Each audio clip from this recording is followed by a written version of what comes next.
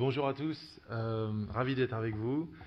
Donc, je suis Sylvain Izou, président et cofondateur d'Exana. Exana, c'est une start-up française, industrielle, qui a été créée au mois de juin dernier, qui est une spin-off, un essaimage du CEA, Commissariat à l'énergie atomique et aux énergies alternatives.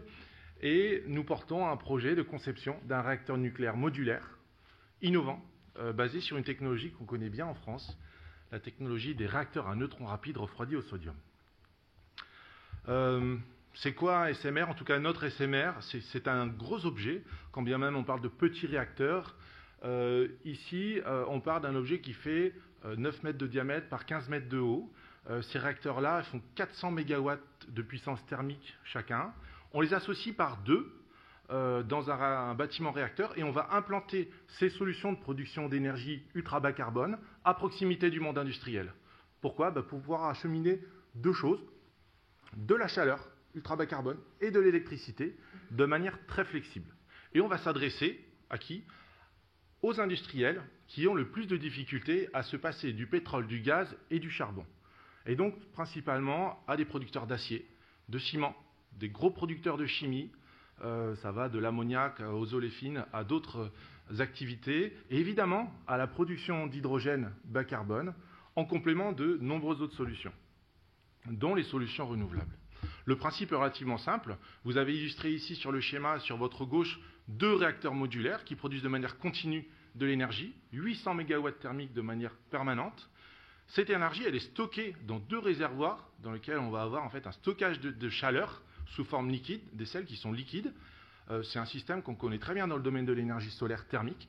Et cette chaleur va ensuite être acheminée directement soit pour produire de l'électricité, qui sera ensuite utilisée par le monde industriel, voire le réseau électrique, soit en utilisant directement de la chaleur. Et la chaleur va être acheminée vers le monde industriel, la chaleur à haute température, 500 degrés Celsius. Donc on va pouvoir reconstruire à partir de cette chaleur haute température et de cette électricité l'ensemble des services auxquels on avait accès auparavant à partir de pétrole, de gaz et de charbon, puisqu'on va pouvoir capturer du CO2, on va pouvoir synthétiser de l'hydrogène et derrière reconstruire la chaîne complète qu'on connaît très bien.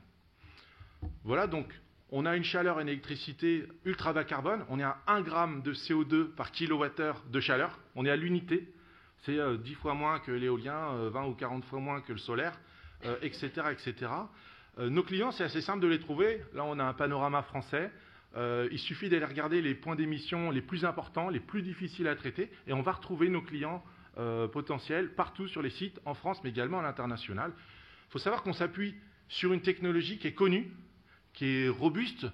On la connaît depuis plus de 50 ans, c'est des savoir-faire du CEA, de EDF, de nombreux industriels français.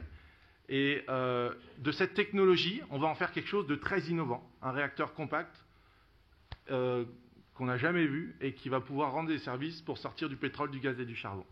Je vous remercie. Merci beaucoup, Sylvain. Au revoir.